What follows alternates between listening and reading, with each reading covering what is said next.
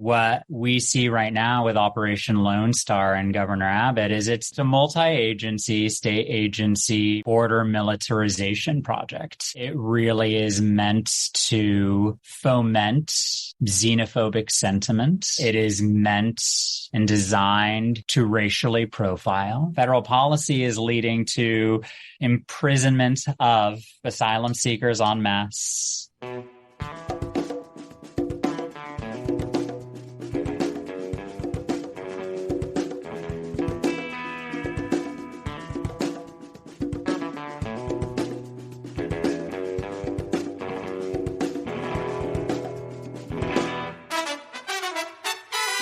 Welcome to episode 166 of the Refuse Fascism podcast, a podcast brought to you by volunteers with Refuse Fascism. I'm Sam Goldman, one of those volunteers and host of the show. Refuse Fascism exposes, analyzes, and stands against the very real danger and threat of fascism coming to power in the United States. In today's episode, we're sharing an interview with Faisal Al-Juburi, Interim Vice President of Communications for RAICES. Thanks to everyone who shares the show with their friends, loved ones, strangers, comments on YouTube, all that stuff. It's so important. And shout out to all those who write me with their thoughts and ideas. It's really helpful. Here is a new review up on Apple Podcasts as proof we read every one. It was posted Tuesday by R. Mattis, is how I'm going to read it. Sorry if that's not correct. They titled their review Courageous, gave it 5 stars. Thank you. And wrote, excellent, courageous podcast with informative guests. Unlike too many on the left, Sam is not afraid to use the word fascism to describe the right. Well, thank you, R. Mattis, again for posting that lovely review. After listening to today's episode, please go be like R. Mattis, write a review, give us all the stars on Apple Podcasts or wherever you listen. It really does help us reach more listeners. Before we get into the interview, we got to get into Trump's indictment, the big one. A lot of what I'm going to lay out, not all of it, but a lot of it, is from a new statement from the Refuse Fascism editorial board that is up over at refusefascism.org. So go check it out. It's in the show notes after listening to today's episode, of course. On August 1st, the Department of Justice indicted Trump on 4 counts of and relating to conspiracy to overturn the results of the 2020 election. The indictment centers on Trump's actions leading up to and on January 6, 2021, when a congressional meeting to confirm Biden's electoral victory was derailed by a violent pro-Trump mob that rampaged through the U.S. Capitol. On January 6th, Trump unleashed thousands of his bloodthirsty, murderous fascist supporters to violently storm the Capitol, attempting to hunt down and hang Mike Pence. All with one goal, to hold on to power through deadly force. The indictment clearly states that Trump lost the election, knew he lost the election, and spread lies in order to remain in power. We'll be talking more in depth about the indictments and the case in coming weeks, but I highly recommend, if you haven't already, reading the indictments or listening to them. The Brian Lehrer show did a live reading of them, so you can give it a listen if you prefer. If you weren't familiar with Refuse Fascism in 2020, 2021, I gotta recommend checking out previous episodes, starting in the summer of 2020, where we started to sound the alarm about Trump undermining the U.S. election process, and where we were mobilizing folks for mass sustained nonviolent protests demanding Trump Pence out now.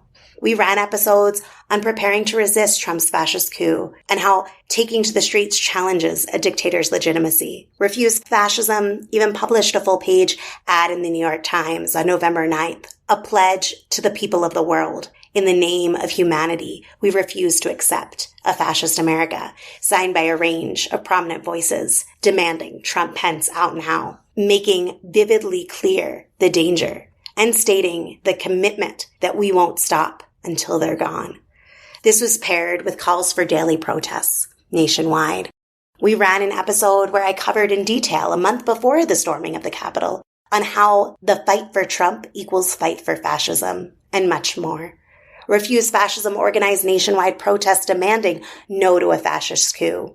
And we brought you voices on this show from protests in the streets around the country and in DC in particular, organized by Refuse Fascism, calling on listeners to join the struggle to oust Trump Pence. In addition, the Refuse Fascism Editorial Board organized a series of virtual roundtable discussions featuring high-profile scholars and voices of conscience.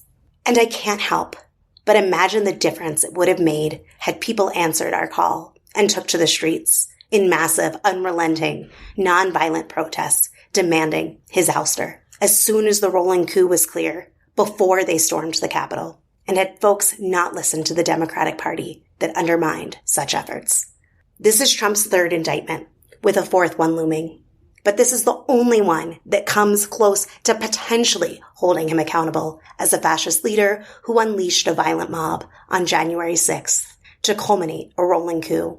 At the same time, he remains the Republican frontrunner by miles, has not been banned or prevented from continuing his campaign, and is backed up and defended by a thoroughly fascist GOP and escalating threats of violence.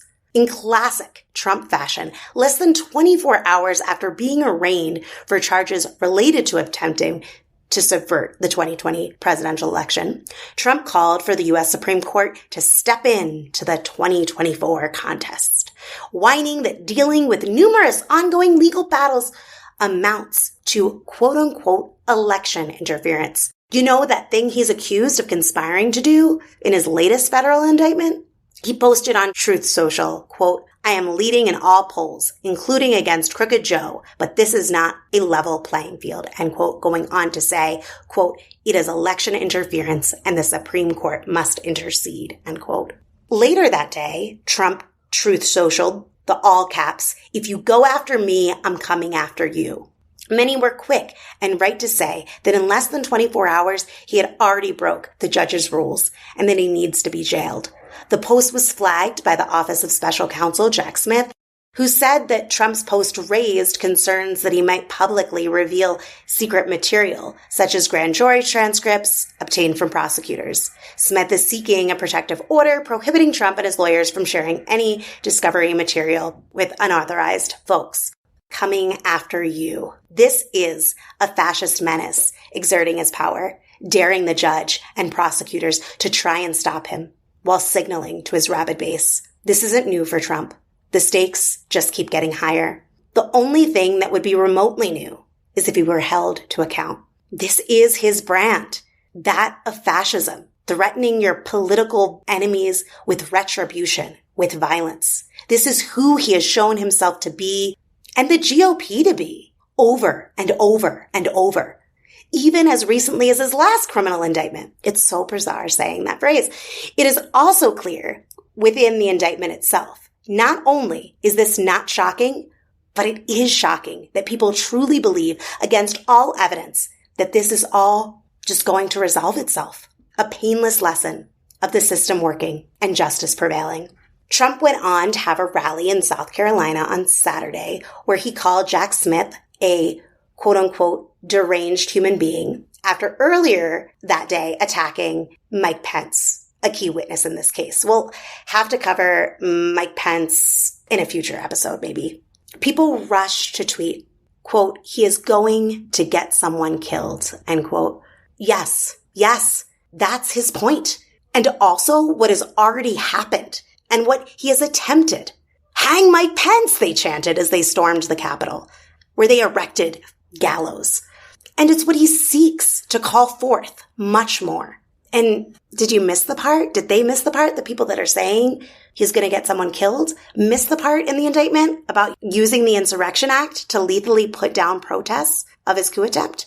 All of this is totally unprecedented in the history of U.S. elections. And these divisions, not only in government, but in every institution and corner of society, have not been this deep since just before the Civil War. It feels almost as if anything could happen.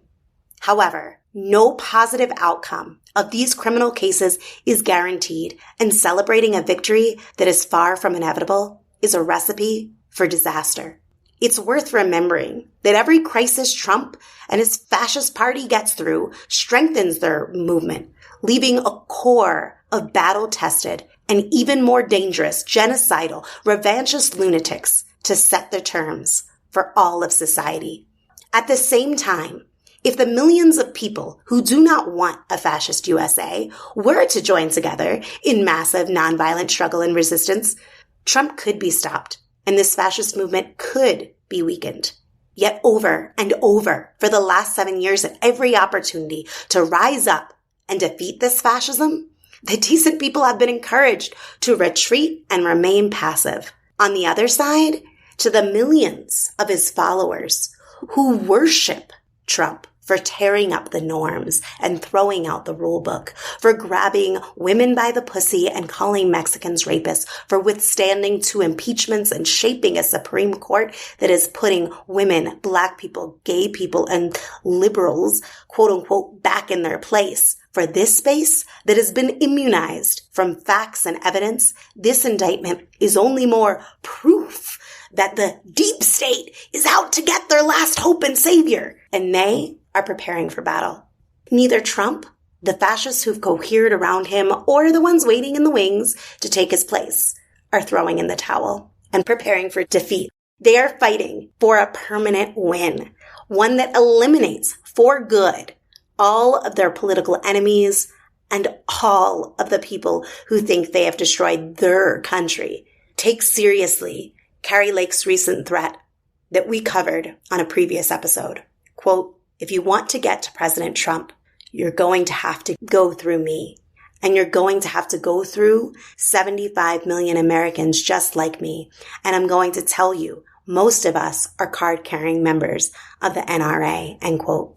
Take seriously the dystopian Agenda 47 created by a vast network of fascist strategists from the Heritage Foundation, the Claremont Institute, the American First Policy Institute, and the Conservative Political Action Coalition.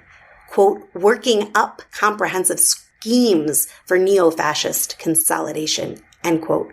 That's how Paul Street talks about it. We are talking about the late dictatorship in which the unchallenged domination of these fascists will be enforced at every level and by every means at their disposal. We are talking about a slow civil war quickly escalating into a one-sided slaughter. This calls to mind a profound quote from Dorothy Thompson, one of the first American journalists to be expelled from Nazi Germany. Speaking about Hitler, she wrote, quote, "One dismissed him, still clinging to the concept of normal, not wondering what might happen if such a man, surrounded by others with a capacity for organization, should come to the surface in a society which shared his own symptoms, a society which was also frustrated and sick," end quote. The fascism of Trump and his party, with its accelerating capacity for organization toward fascist consolidation, has still barely been named in the media, much less thoroughly repudiated by a mass movement of millions standing up against it. This is a time for truth, not delusion, for struggle, not complacency. Lock Trump up. Throw away the key. Fascism is a threat to all of humanity. Stay tuned for more on the pod, where we will be covering, analyzing, and responding to this developing situation. And yeah, share the show with your friends and loved ones. And yeah, that guy you met once in the checkout line. And just as essential, we want to hear your thoughts and questions, so leave us a message. Comment on our socials or YouTube. DM us if you're more of the private type. Email me at samanthagoldman@refusefascism.org. I forgot to say, to leave us a message, there's a link in the show notes. Now let's get into the war on immigrants at the Texas border. As part of Operation Lone Star, Texas Governor Greg Abbott ordered the installation of miles of razor wire along the Texas side of the Rio Grande this past June. Then installed a 1/4 mile of barrel-shaped buoys tethered to the bottom of the Rio Grande. These are uncrossable, and this was done in the middle of the river in July last month. In between each buoy are sharp metal strips, so that anyone who might try to climb between the narrow gap is cut, their skin sliced. What Texas is doing is testing the boundaries of how far their terror can go. and they keep getting away with it. It's like they said, what about razor wires lining the border? Can we do it? Yes, we can. Okay. Well, let's try trespassing charges. Oh, good to go.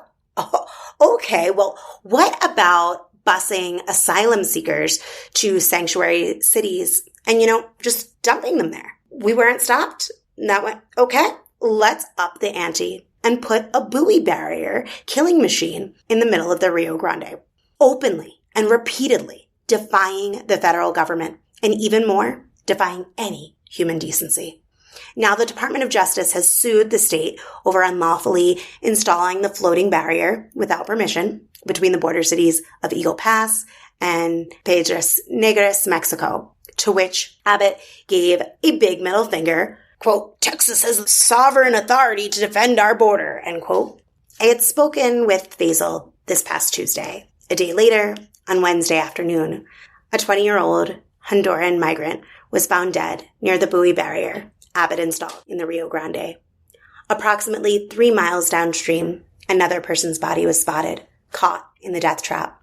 It was also after conducting this interview that the Houston Chronicle reported that the Texas Department of Public Safety officers have separated at least 24 migrant families that crossed into Eagle Pass this summer. See show notes for their coverage. Now, here is my interview with Faisal.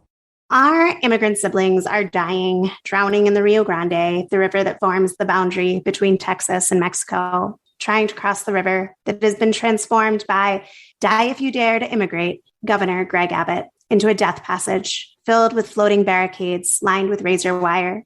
Immigrants, refugees, asylum seekers found floating, unconscious but alive, pulled from the river and taken into Border Patrol custody. Children, babies pushed into the river, prevented from entry into the U.S., dehydrated immigrants forced to stand in 100+ temperatures without access to water. The fascist Republic of Texas under Abbott is fomenting and relying on a xenophobic base that is all too gleeful to see such a show of cruelty for cruelty's sake. And Abbott's overt defiance of federal law and the limits of his state's power in immigration is a flashpoint in the brewing of a civil war. So to get into this more, I want to welcome on Faisal Al-Juburi, Interim Vice President of Communications for RAICES, whose mission is to defend the rights of immigrants and refugees, to empower individuals, families, and communities, and advocate for liberty and justice. Welcome, Faisal. Thank you. Thank you so much for having me. So for a long time, your organization has been raising the alarm about Abbott's increasingly cruel border policies, the dangerous precedent they are setting for really the entire country. Personally, I think it should be clear to anyone who seriously looks at this that the official policy in Texas is sadistic fascism. I was hoping that you could tell listeners a little bit more about what Operation Lone Star is, what it involves, how you see it changing, and the impact it's having on immigrant, refugees, and asylum seekers. I think it's something that has been born out of the increasing and escalating vilification of immigrants, of asylum seekers in the U.S., something that we have seen really take root, not just over the last several years, but over decades. And what we see right now with Operation Lone Star and Governor Abbott is it's a multi-agency, state agency border militarization project. And it really is meant to foment xenophobic sentiment within our communities. It is meant and designed to racially profile, and it is designed as a deterrent practice to immigration. But on the state level, on the federal level, what we really need to understand as a nation is that deterrent practices do not work. And so why aren't we talking about a humanitarian approach to asylum? And why aren't we talking about how do we preserve a human and legal right to seek asylum here in the U.S.? Why is that conversation no longer happening anymore? I think that goes across the political spectrum. I usually say that it's quite easy to be nonpartisan when you're working in the immigrant rights landscape, because what we've seen increasingly since post 9/11 and the creation of the Department of Homeland Security and all of the sub-agencies that feed into it is, how do we create this us-them binary? How do we influence almost a nativist sort of alignment within the American people? And how do we also really lean into this notion of a good and the bad immigrant? And what does that really mean? But it's almost like it's given people license, regardless of how progressive or not you think you are, giving people license to sort of turn a blind eye to the human rights abuses that are happening at our border and, in Texas. For listeners who have not been following this as closely, in simple terms, what is Operation Lone Star? What's going on? I gave some examples of what's happening, but I'm sure you can give a better picture as a group that directly supports immigrants, what that situation looks like. It is, sort of under the directive of Governor Abbott. It is different government agencies working together, essentially endanger Texans, is how I can just distill it to its core root. You're locking up thousands of asylum seekers pre-trial in Texas Department of Criminal Justice prisons. It's deploying Texas National Guard for a permanent mission at the border instead of actually being at the ready for disaster relief work in our communities as we need it.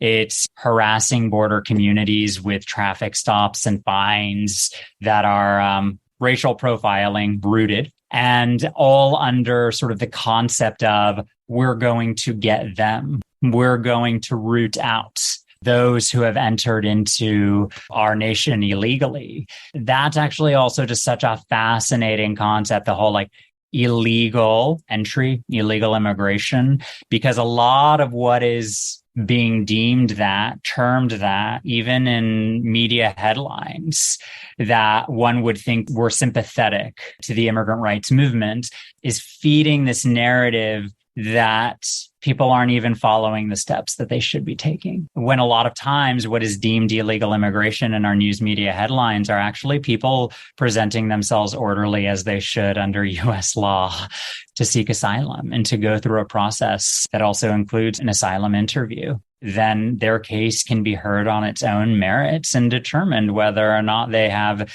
the opportunity to receive relief under our nation's asylum system or not. Operation Lone Star, it is a mixture of different sort of tactics that are being used to keep out sort of this mythic enemy, to scapegoat the immigrant community, the asylum-seeking community for a fentanyl crisis that is statistically not tied to. I think it's a perfect storm right now with federal policy, because federal policies that are being implemented, policies and practices, are limiting people's access to that asylum system that I was talking about earlier. It's kind of a perfect storm right now. Federal policy is leading to imprisonment of asylum seekers en masse in government custody, rushing them through an expedited removal process that then limits their ability to access legal counsel before they have their asylum interview, because they're trying to get their asylum interviews within 24 hours of entering into U.S. government custody. Just practically speaking, how are you going to access legal counsel in that time and have the expert sort of guidance and advice to lead you through that process, to then lead to immediate sort of deportation, so that then you're limited if you try and enter into the country again. Obviously, there are variations in all of these different specific circumstances. But again, if you are now deported, then if you try and enter into the country within the next 5 years, there's criminal liability there. And for people who are in pursuit of safety and security for themselves, for their families, 5 minutes is too much, let alone 5 years. I really appreciate that breakdown. When you see the news stories and you think about this barrier that's been put up in the Rio Grande, I don't have the precise distance. It's like 300 feet from the land. And just imagine having traveled all that way, feeling hopeful, feeling like, okay, you're going to be safe, your kid's going to be safe, and your skin being shredded from razor. I think that people do need to wake up to a little bit of the visceral reality that our siblings are facing. People need to wake up. That is the case because we hear so often, especially parents, right? Like, I would do anything. I would do anything for my child, right? And so, so take that, channel that energy, practice some empathy, and also understand that if you've made it that far, it's not about that final barrier. So really, all we're doing by putting up that barrier is being vindictive.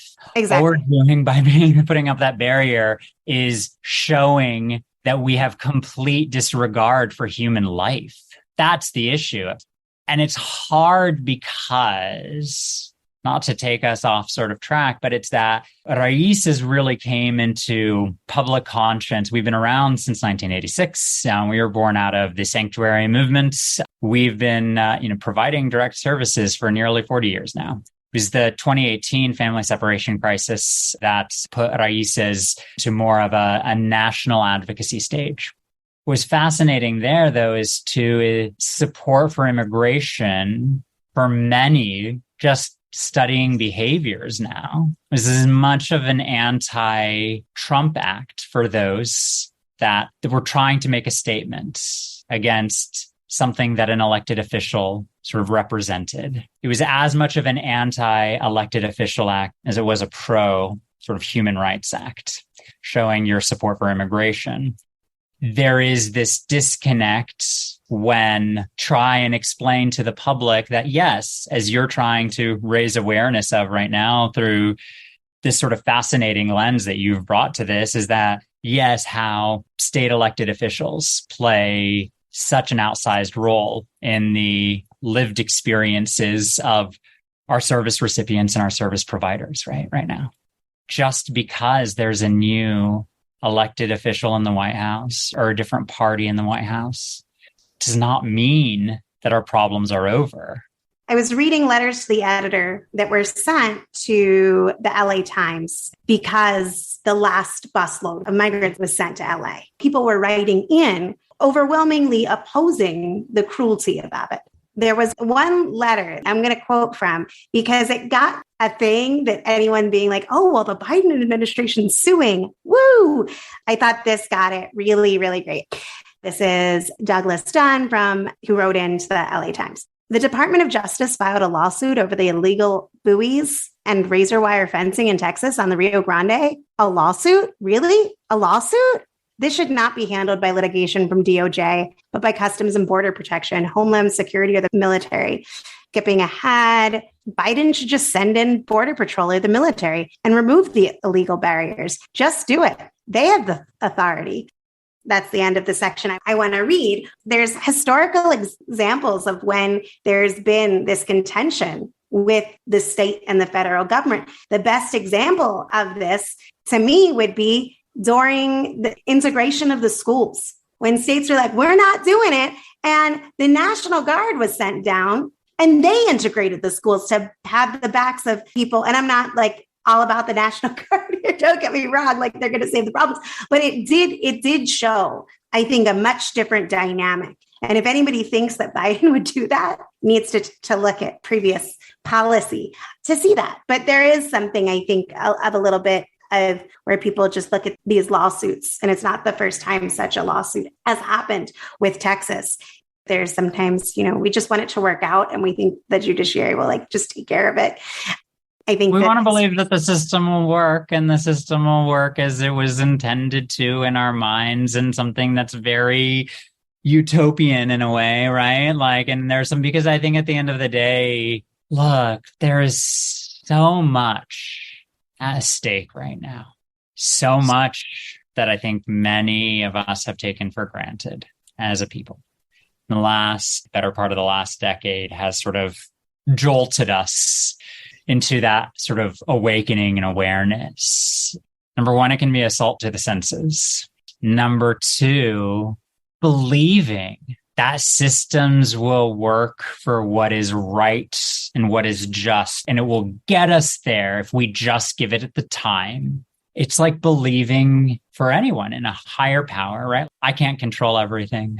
Try as I might. There's a power outside of myself. And I want to believe the same about our government, because that's also a coping mechanism, because it's sometimes too hard to really reckon with what we are facing on multiple fronts right now.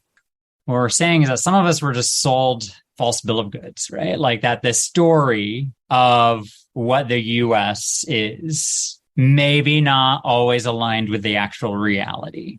For anyone who's had any type of life of relative privilege, we've been sort of smacked in the face with it constantly over the last several years. What any of us are saying in this movement for systemic change is to say like, nah, we want to take that story and we want to get the narrative of like, this is what the US stood for. We may have never actually been there. And we'll show you a whole bunch of history to say, like, let's not whitewash the past. Let's show you how a lot of what's happening today is just like sort of a cyclical pattern of things that have happened in the past.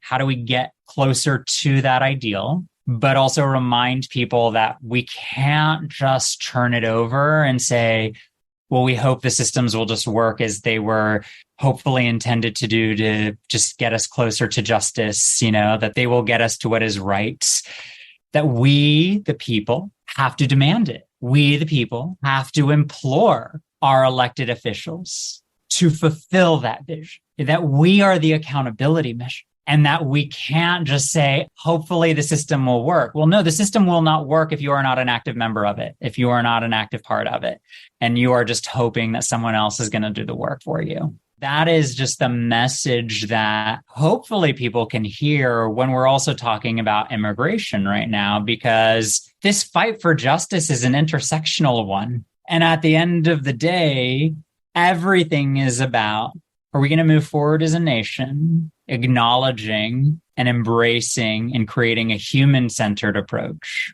to law, policy, practice? Or are we not? Are we going to follow the Abbott model?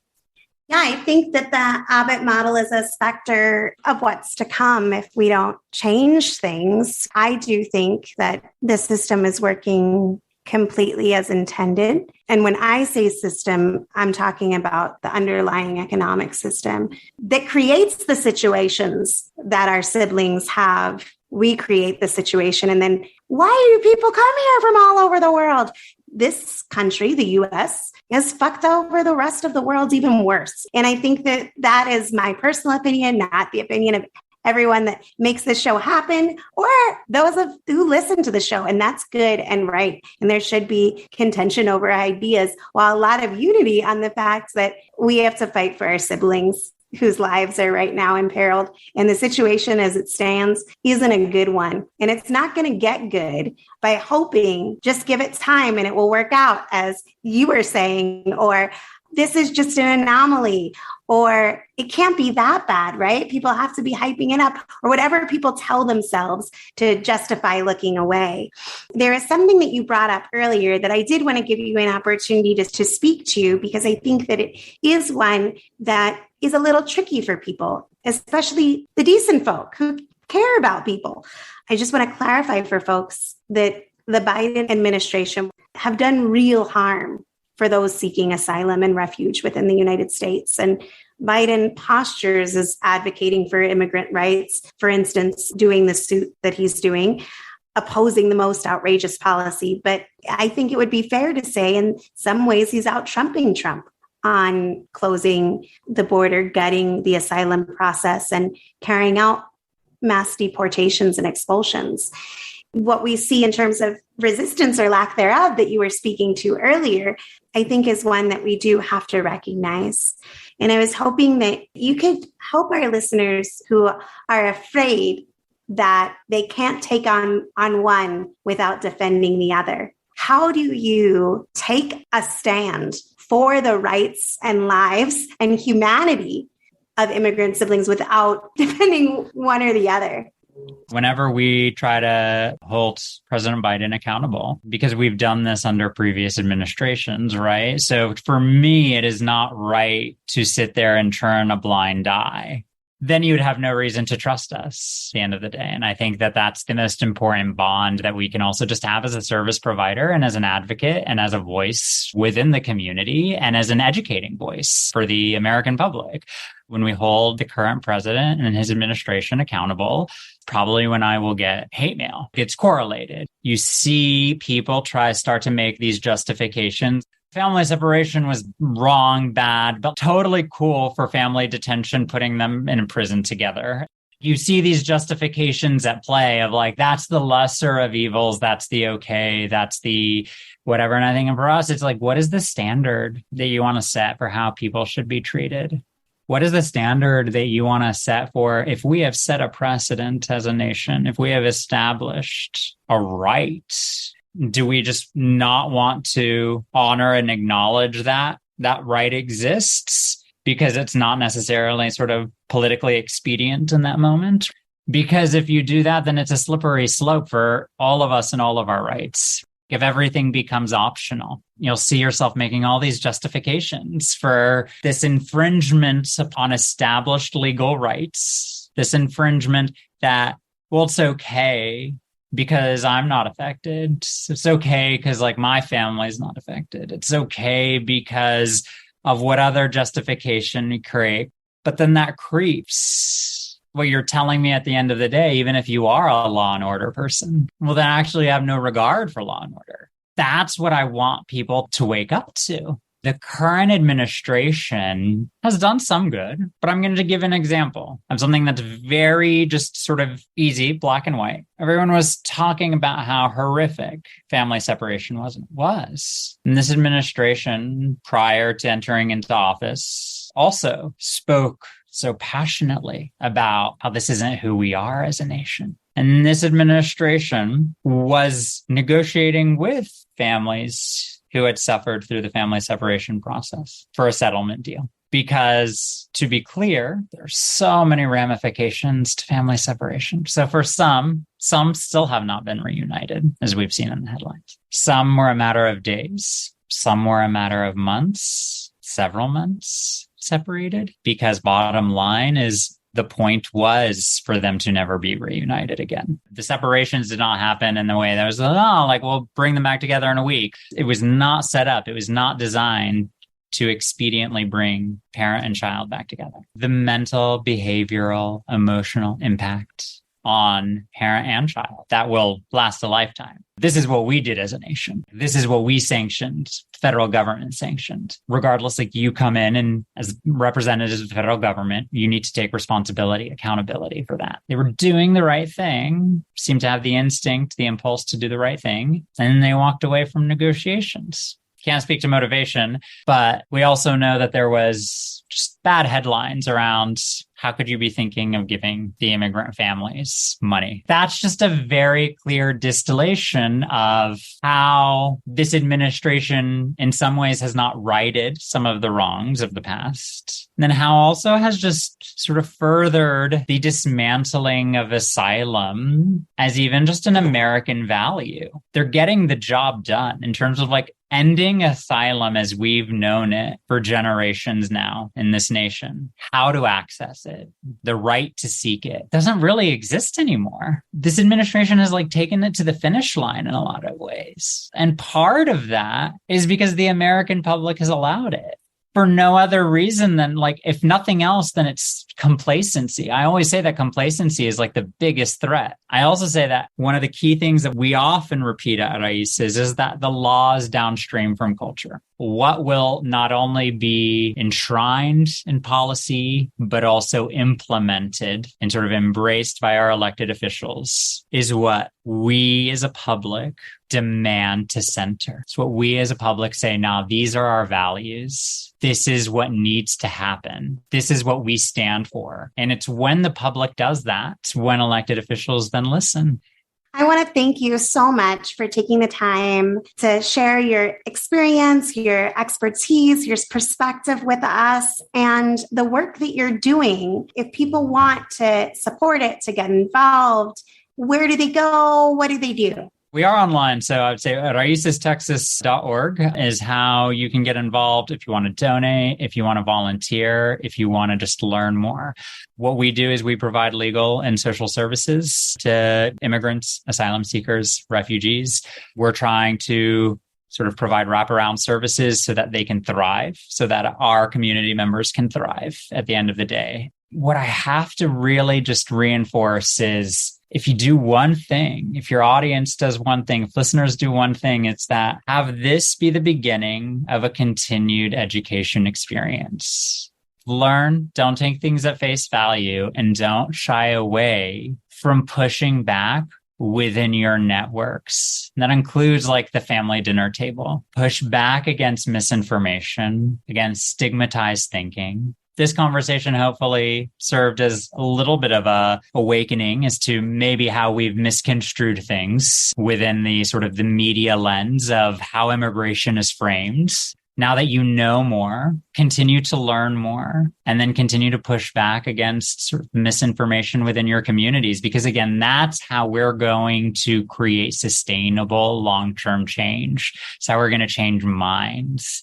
It's not about the donation. We'll take the donation. It goes directly to legal and social services for our community members who need it most. Thanks again. Thank you so much. Thanks for listening to Refuse Fascism. As always, we want to hear from you. Share your thoughts, questions, ideas for topics or guests, or lend a skill. Tweet me at Sam B. Goldman. Drop me a line at SamanthaGoldman@refusefascism.org. We are now on Threads at Refuse Fascism. We're on Mastodon. Check the show notes. You can also leave us a voicemail. Love to hear your voice. See the show notes for that too. And if you want to support the show, it's super simple. Show us some love by rating and reviewing on Apple Podcasts or your listening platform of choice. And of course, follow, subscribe so you never miss an episode. Become a patron to support our pod and content creation to help people understand and act to stop the fascist threat. Give today at patreon.com/refusefascism or by visiting refusefascism.org and hitting that donate button. Thanks to Richie Marini, Lena Thorne, and Mark Tinkelman for helping produce this episode. Thanks to incredible volunteers, we have transcripts available for each show, so be sure to visit refusefascism.org and sign up to get them in your inbox. We'll be back next Sunday. Until then, in the name of humanity, we refuse to accept a fascist America.